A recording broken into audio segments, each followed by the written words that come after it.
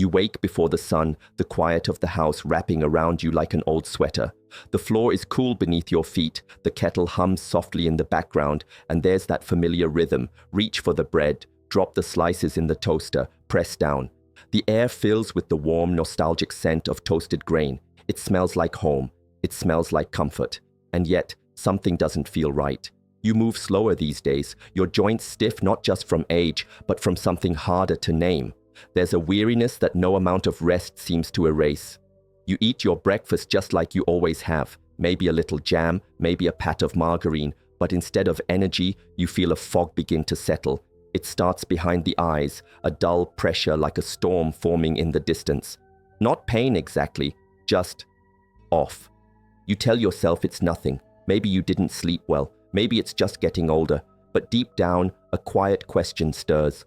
Why does the simplest morning leave you so drained? You've cut back on sugar. You watch your salt. You follow the rules. So why do your mornings feel like uphill climbs? The toast pops, golden and crisp, and you take a bite, not knowing that what feels like comfort is becoming a silent trigger.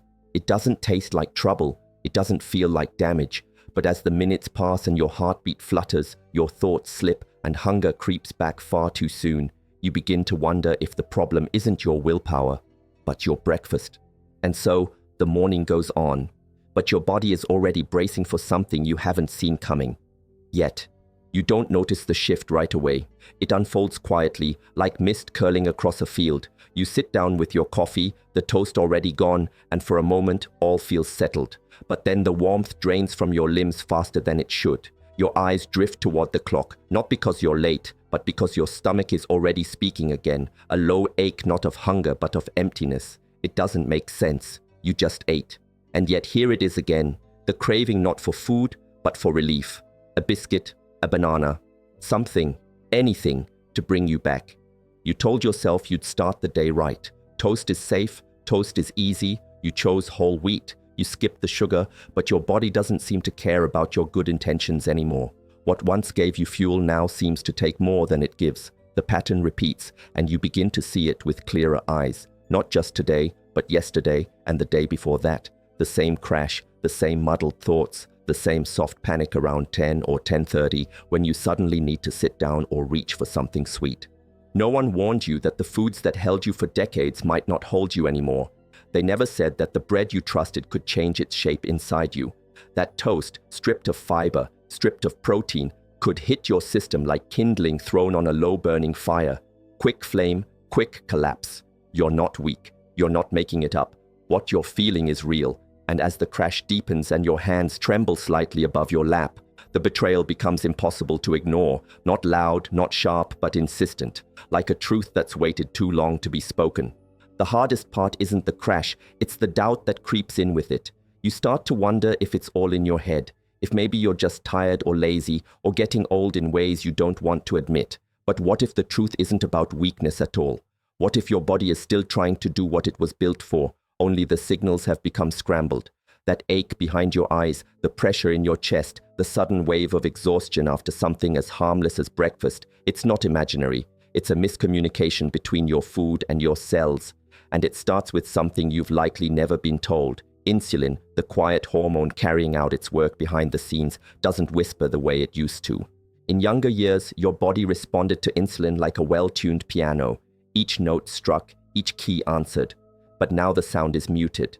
The cells that once opened easily to let energy in now barely react. So your pancreas raises its voice. More insulin, then more. The toast you ate, once a soft song, becomes an alarm, and your body, in trying to restore order, ends up shouting through static. You feel it before you understand it. The shakiness, the hunger that isn't true hunger, the need to lie down after eating, the swing from alert to foggy without reason. And so it's not that you're broken, it's that the conversation between your food and your energy system has turned into noise. Your cells are confused, not defiant. They're overwhelmed, not failing. You haven't done something wrong. You're simply living in a body that now requires a new kind of listening. And maybe for the first time in years, that truth feels like a kind of relief. Now that you've seen it, it's impossible to unsee. You look back, not just to yesterday, but to the rhythm that's been repeating quietly, maybe for months. It always starts the same. A well-meaning breakfast, a wave of stillness, then a gentle slide into something harder to name. You feel it around the same time each day, the sudden forgetfulness, the blank stare at a cupboard you didn't mean to open, the slight panic when you can't remember what you walked into the room for. You blamed stress, you blamed age, but now a thread pulls tight through every morning. The moment when that toast, that bowl of cereal, that splash of juice, once seen as harmless, sets the cycle in motion. It doesn't look dangerous, that's why it slips past. The spike begins invisibly, a sugar rise even if no sugar touched your lips. The bread breaks down quickly, even the whole grain kind, flooding your system with glucose. Your insulin races in to help, but your cells, dulled by years of overexposure, barely respond. So more insulin comes. And when that sugar finally drops, it doesn't settle, it plummets. You feel lightheaded, irritable, hungrier than before you ate. And if you listen closely, you'll hear the quiet voice of habit suggesting another fix. Just a snack, just a sip, just something. That's how it repeats. Not because you lack discipline, but because your body is surviving the only way it knows how, by chasing balance in a world of invisible spikes. And no one told you the pattern had changed. No one mentioned that what sustained you before might now unsteady you. You've been stuck inside a loop wearing the mask of routine, but now the mask is slipping. And for the first time, you're beginning to trace the outlines of a truth your mornings have been trying to show you all along. It's a quiet betrayal, the kind that doesn't come from indulgence, but from the choices you made to stay well. You didn't reach for donuts or frosted cereal. You chose carefully. You followed the rules they said would protect your heart, your weight, your energy. Whole wheat toast, low-fat yogurt, a touch of fruit. You've eaten the same way for years, maybe decades, and now that your body seems to be struggling, the confusion cuts deeper. Because if even your good habits are hurting you, what can you trust? This is where so many give up, not because they're unwilling, but because they're overwhelmed. But here's what no one tells you. Food doesn't exist in a vacuum. It exists in relationship with the body that receives it. And your body, now in its 6th, 7th, or even 8th decade, is a different body than the one that first welcomed those healthy meals. Its rhythms have slowed. Its ability to process carbs has shifted. What once kept your blood sugar stable now causes a surge. What used to nourish now overstimulates. It isn't failure, it's evolution. It's biology doing what biology does, changing. You weren't wrong, you weren't misled. You were simply following a map that no longer matches the terrain. That oat toast with a drizzle of honey, once fuel, is now fire. That skim milk with cereal, once light, is now loud. Your body has been whispering its discomfort for a while now, through your mood, your waistline, your fatigue. It's not shouting because you're broken, it's signaling because it needs something different. Not less care, just better matched care. And maybe the first shift isn't in your breakfast, it's in your mindset, that even the best intentions need updating.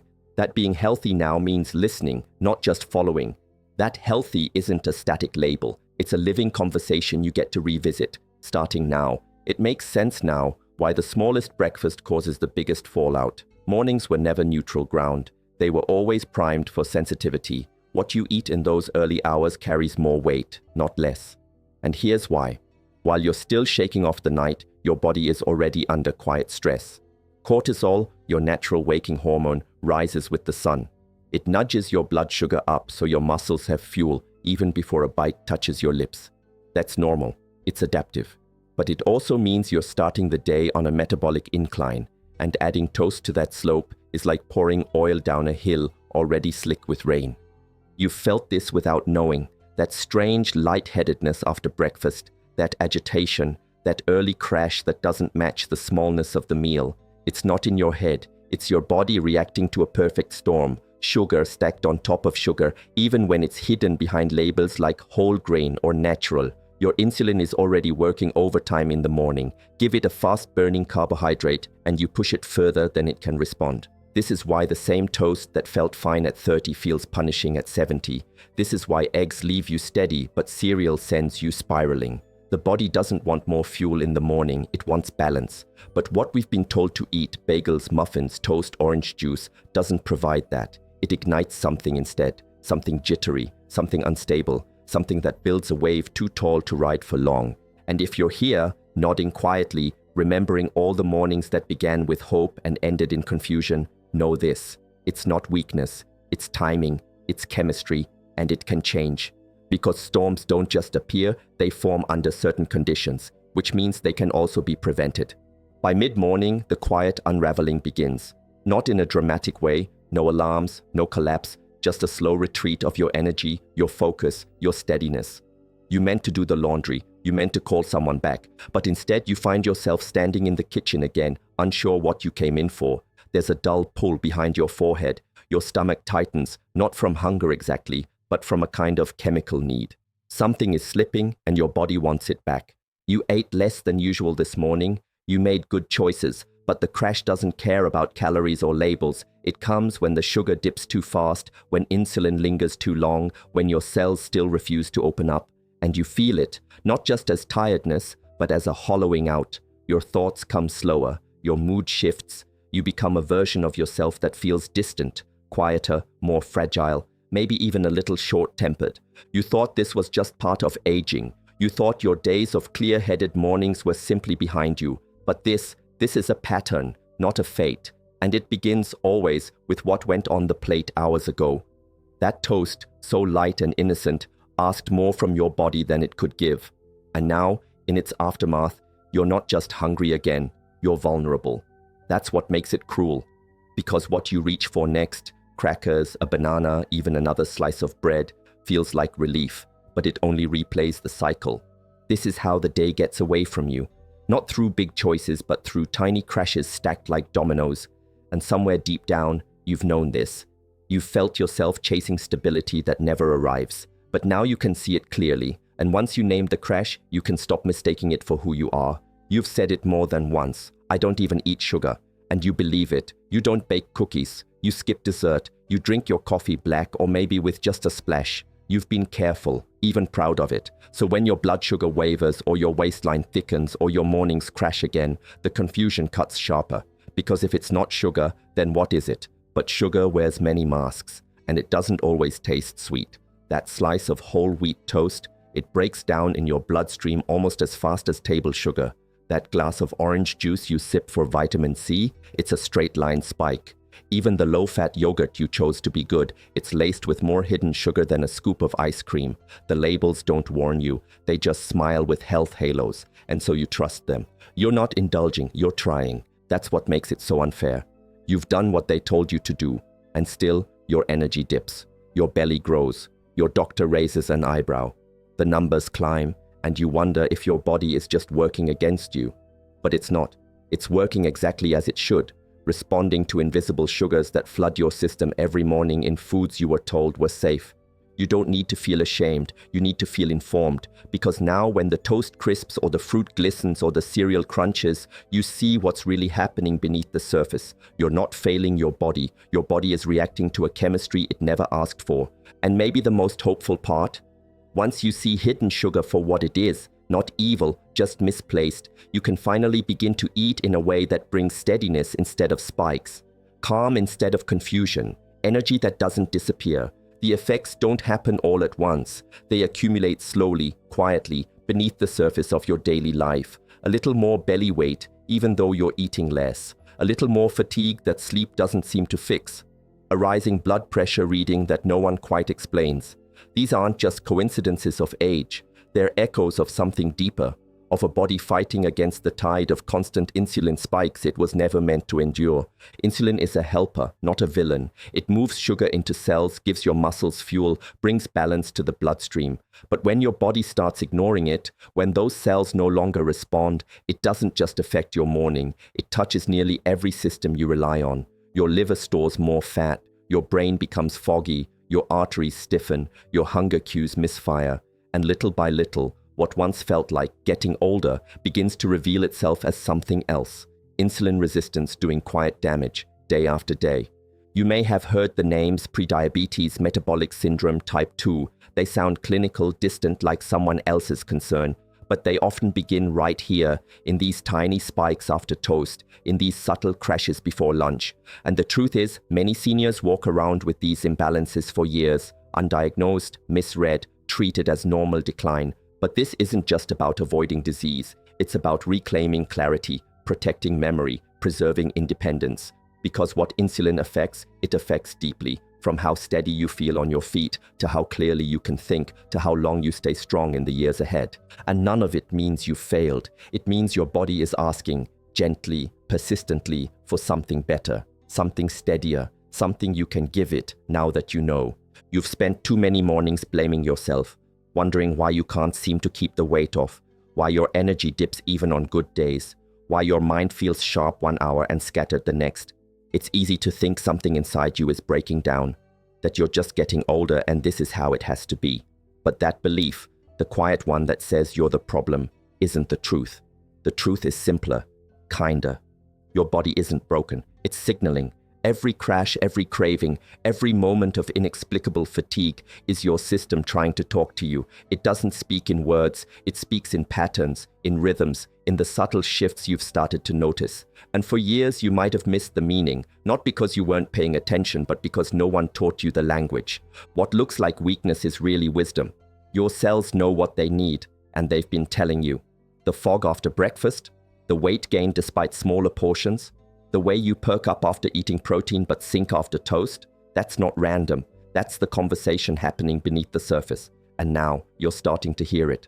There's a strange kind of peace that comes from this, not because all the answers arrive at once, but because you stop fighting yourself. You stop blaming a body that's been trying to protect you the only way it knows how. You realize those signals were never punishment. They were requests for slower fuel, for steadier choices, for mornings that begin with balance, not a crash.